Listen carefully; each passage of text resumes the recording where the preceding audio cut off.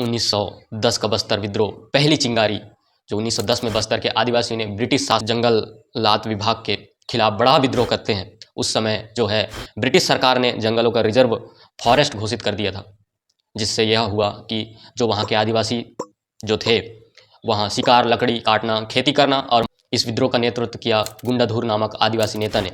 इस विद्रोह में करीब 47 गांव शामिल होते हैं और हजारों आदिवासी अंग्रेजी शासन के खिलाफ खड़े हो जाते हैं।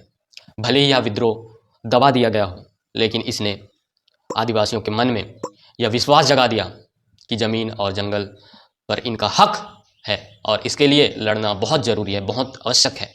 बस्तर में नक्सलिज्म को समझने के लिए 1967 का जो नक्सलवाड़ी आंदोलन को समझना होगा, जो नक्सलवाड़ी गांव में हुआ।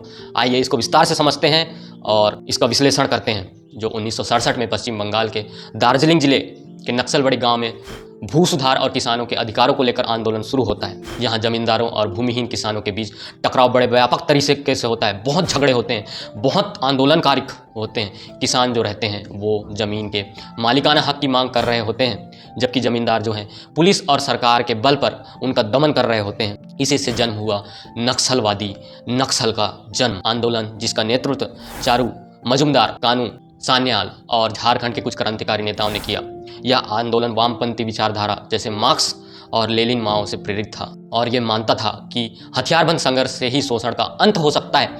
बाद में यह आंदोलन पश्चिम बंगाल से निकलकर बिहार और आंध्र प्रदेश, झारखंड और छत्तीसगढ़ के बस्तर तक फैल गया। क्योंकि 1910 के बस्तर विद्रोह ने आदिवासियों को उनकी ज़मीन जंगल का हक की चेतना दी।